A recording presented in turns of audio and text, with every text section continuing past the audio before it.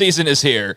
But interesting weekend, and ratings-wise, just the second time, according to Sports Media Watch, since week 0 where no game managed to hit the 6 million viewer mark. So a bit of a down weekend. Now, granted, it wasn't the sexiest slate of games. I don't know if y'all noticed that throughout the day. We kind of talked about that. And when I've mentioned these, I don't do it to give like a scorecard of this conference beat this conference, more or less just to look around like who got the most eyeballs. And typically a couple of conferences are near the top, but the highest watched game, and this does take into account that not all services are Nielsen.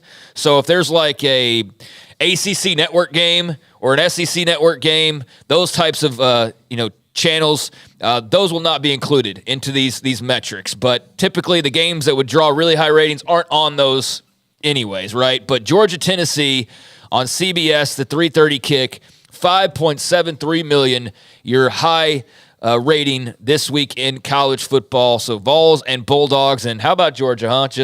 All right, we'll just take care of that real quick and just move on to the next one.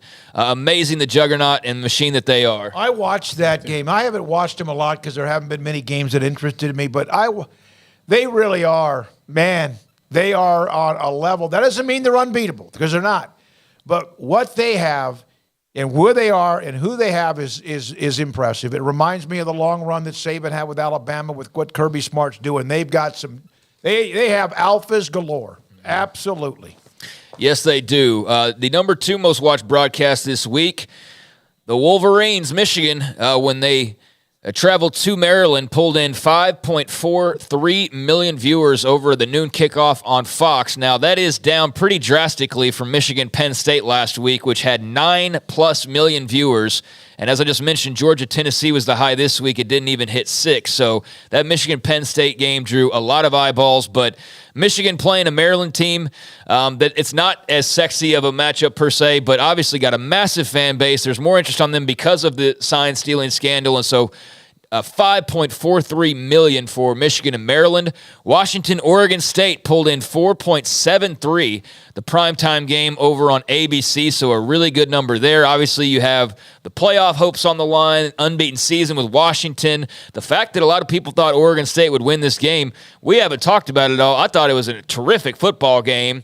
The rain did make me wonder if that was going to come super into play and maybe tilted in favor of the Beavers. But, when all was said and done, Roma Dunze and company got the job done, and that was a terrific football game to watch. I don't know how much of that y'all saw, but I really enjoyed that one, and Washington obviously stayed unbeaten there at the end. Huskies seem to always kind of have that game in control, but Oregon State just kind of nickeled and dimed themselves back into it, didn't they? They had the setup to go and win that game there at the very end, and I thought that they were going to. I thought that they were going to get the ball back like they did, and they were going to drive down and kick a field goal and win the game. Yeah, I thought that they were, and then really throw this thing into chaos, but that's not what happened. Washington, for all the knocks on them, they are they're very resilient. They've had games where they just did not look good. The Arizona State game did not look good. Arizona game was the first time you thought, at first it was like, they played bad, and then you realize like, no,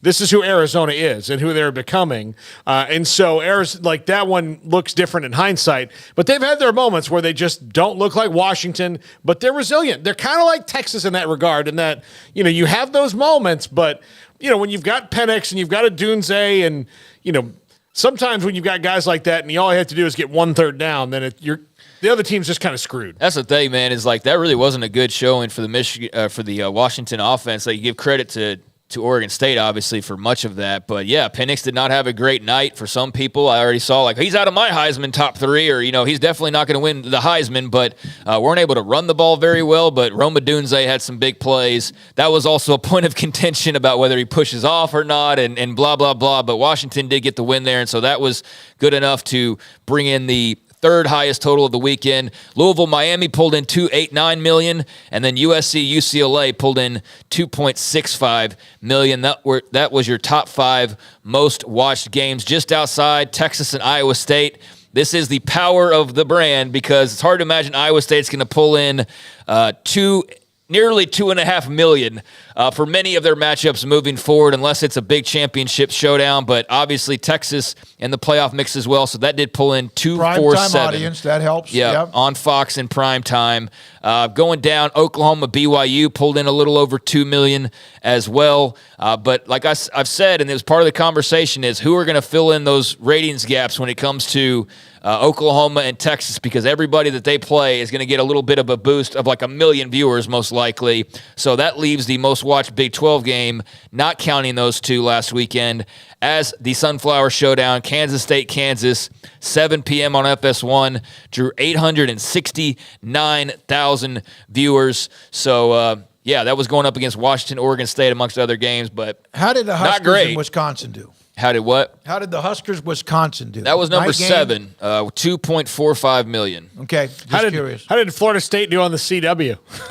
Off the board.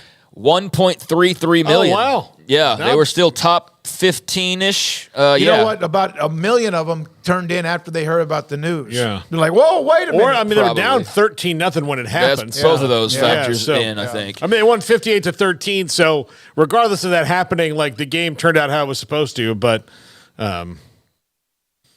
yeah, I don't know. Yeah, well, those are just a kind of a glimpse at the ratings this week. So, yeah, it'll be very interesting to track the Big 12 games moving forward because of the loss of Oklahoma and Texas. So, yeah, the Sunflower Showdown ends up getting the top spot as far as, that look at it goes. But very healthy numbers for both the OU and Texas games. And, yes, Georgia and Tennessee on top of the mountain when it comes to the highest mark of the weekend. And you just passed this along.